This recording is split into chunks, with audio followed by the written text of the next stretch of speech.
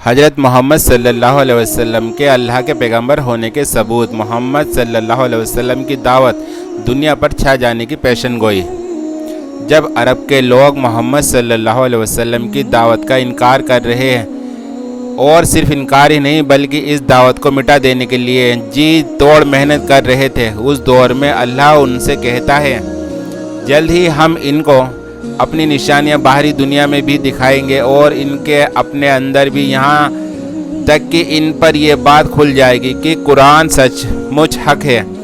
کیا یہ بات کافی نہیں کہ تیرا رب ہر چیز کا گواہ ہے؟ قرآن۔ اس آیت کے دو مطلب ہیں اور دونوں ہی قرآن کی تفسیر لکھنے والے بڑی عالموں نے بیان کیا ہے۔ پہلا مطلب، ایک مطلب یہ ہے کہ جلد ہی یہ اپنی آنکھوں سے دیکھ لیں گے کہ قرآن کی دعوت آس پاس کے تمام دیشوں پر چھا گئی ہے، اور یہ خود اس کے آگے سر جھکائے ہوئے ہیں۔ اس وقت انہیں پتہ چل جائے گا کہ جو کچھ آج ان سے کہا جا رہا ہے اور یہ مان کر نہیں دے رہے ہیں، وہ سراسر حق تھا۔ کچھ لوگوں نے اس مطلب پر یہ اعتراض کیا ہے کہ صرف کسی دعوت کا غالب آ جانا اور بڑے بڑے علاقے جیت لینا تو اس کے حق ہونے کی دلیل نہیں ہے۔ باطل دعوتیں بھی چھا جاتی ہیں اور ان کے پیروکار بھی دیش پر دیش جیتتے چلے جاتے ہیں، لیکن یہ ایک سطحی اعتراض ہے جو پورے معاملے پر غور کیے بنا کر دیا گیا ہے۔ محمد صلی اللہ علیہ وسلم اور خلفائے راشدین کے دور میں جو حیرت انگیز فتح اسلام کو ملی، وہ صرف اس معنی میں اللہ کی نشانی نہ تھی کہ ایمان والے دیش پر دیش جیتتے چلے گئے، بلکہ اس معنی میں تھی کہ دیشوں کی یہ جیت دنیا کی دوسری جیتوں کی طرح نہیں تھی، جو ایک شخص کا، ایک خاندان یا ایک قوم کو دوسری جان مال کا مالک بنا دیتی ہے اور خدا کی زمین ظلم سے بھر جاتی ہے۔ اس کے برخلاف یہ جیت اپنے ساتھ ایک شاندار مذہبی، اخلاقی، ذہنی اور فکری، مانسک اور ویچارک، تہذیب اور سیاسی اور سماجی اور معاشی انقلاب لے کر آئی تھی، جس کے اثرات جہاں جہاں بھی پہنچے انسان کے بہترین ظہور سامنے آتے چلے گئے اور برے اوصاف دبتے چلے گئے۔ دنیا جن خوبیوں کو صرف دنیا سے دور رہنے والے درویشوں اور کونوں میں بیٹھ کر اللہ اللہ کرنے والوں کے اندر ہی دیکھنے کی امید رہتی تھی، اور کبھی یہ سوچ بھی نہ سکتی تھی کہ دنیا کا کاروبار چلانے والوں میں بھی وہ پائے جا سکتے ہیں۔ اس انقلاب کے اخلاق کی وہ خوبیاں حکومت کرنے والوں کی سیاست میں، انصاف کی کرسی پر بیٹھنے والوں کی عدالت میں، فوجوں کے کمانڈروں کی جنگ اور جیتوں میں، ٹیکس وصول کرنے والوں کی تحصیلداری اور بڑے بڑے کاروبار چلانے والوں کی تجارت میں ظاہر کر کے دکھا دیا۔ اس نے اپنے پیدا کیے ہوئے سماج میں عام انسانوں کو اخلاق اور کردار اور پاکی صفائی کے اعتبار سے اتنا اونچا اٹھایا کہ دوسرے سماجوں کے چنے ہوئے لوگ بھی ان کی سطح کے نیچے نظر آنے لگے۔ اس نے اندھ وشواسوں اور بیکار کی رسموں کے چکر سے نکال کر انسان کو علمی تحقیق اور سوچنے اور عمل کرنے کے مناسب طریقے کی صاف راہ پر ڈال دیا، جس نے اجتماعی زندگی کے ان لوگوں کا علاج کیا جس کے علاج کی فکر تک سے دوسرے نظام خالی تھے، یا اگر انہوں نے اس کی فکر کی بھی تو ان لوگوں کے علاج میں کامیاب نہ ہو سکے۔ مثلاً رنگ، نسل اور وطن اور زبان کی بنیاد پر انسانوں میں فرق کرنا، ایک ہی سماج میں طبقوں کا بانٹنا اور ان کے بیچ اونچ نیچ کا فرق اور چھوت چھات کا قانونی ادھیکار اور عملی رہن سہن بھی برابری کا نہ ہونا، عورتوں کا پچھڑاپن اور بنیادی ادھیکاروں تک نہ ملنا، جرموں کا بہت زیادہ ہونا، شراب اور دوسری نشیلی چیزوں کا عام رواج، حکومت کا تنقید اور جواب دہی سے پرے رہنا، عام لوگوں کا بنیادی انسانی حقوق تک کا نہ مل پانا، بین الاقوامی انترراشٹریہ سمبندوں میں سمجھوتا کا لحاظ نہ کرنا، جنگ میں ظالمانہ حرکتیں اور ایسے ہی دوسرے روگ، سب سے بڑھ کر خود عرب کی سرزمین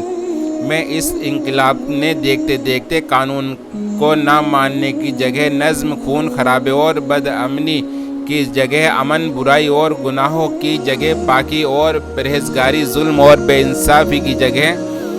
انصاف، گندگی اور نائستگی کی جگہ پاکیزگی اور تہذیب، جہالت کی جگہ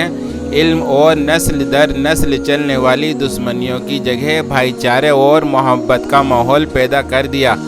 اور جس قوم کے لوگ اپنے قبیلے کی سرداری سے بڑھ کر کسی چیز کا خواب تک نہ دیکھ سکتے تھے، انہیں دنیا کا امام بنا دیا۔ یہ تھی وہ نشانیاں جو اسی نسل نے اپنی آنکھوں سے دیکھ لی، جسے مخاطب کر کے محمد صلی اللہ علیہ وسلم نے پہلی بار یہ آیت سنائی تھی، اور اس کے بعد سے آج تک اللہ نے ان نشانیوں کو برابر دکھائے جا رہا ہے۔ مسلمانوں نے اپنے زوال کے دور میں بھی اخلاق کی جو بلندی دکھائی ہے، ان کی دھول کو بھی وہ لوگ کبھی نہیں پہنچ سکے جو تہذیب اور شائستگی کے علمدار بنے پھرتے ہیں۔ یورپ کی قوموں نے افریقہ، امریکہ، ایشیا اور خود یورپ میں ماتحت قوموں کے ساتھ جو ظلم سے بھرا سلوک کیا ہے، مسلمانوں کے اتہاس کے کسی دور میں بھی اس کی کوئی مثال نہیں پیش کی جا سکتی۔ یہ قرآن ہی کی برکت ہے جس نے مسلمانوں میں اتنی انسانیت پیدا کر دی ہے کہ وہ کبھی غلبہ پا کر اتنے ظالم نہ بن سکے جتنے غیر مسلم اتہاس کے ہر دور میں ظالم پائے گئے ہیں اور آج تک پائے جا رہے ہیں۔ کوئی آنکھیں رکھتا ہو تو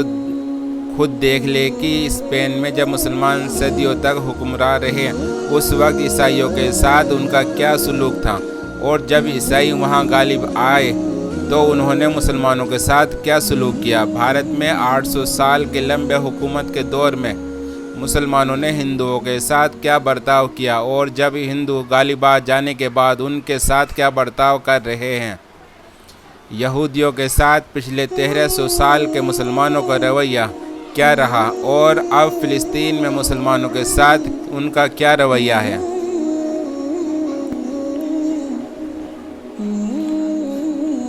دوسرا مطلب اس آیت کا یہ ہے کہ اللہ زمین اور آسمان کی دنیا میں بھی اور انسانوں کے اپنے وجود میں بھی لوگوں کو وہ نشانیاں دکھائے گا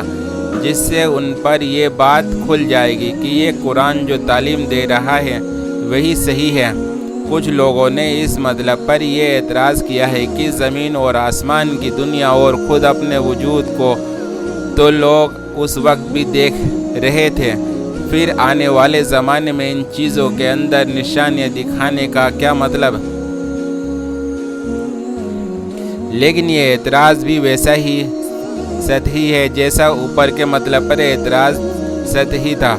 زمین اور آسمان کی دنیا کا بے شک وہی ہے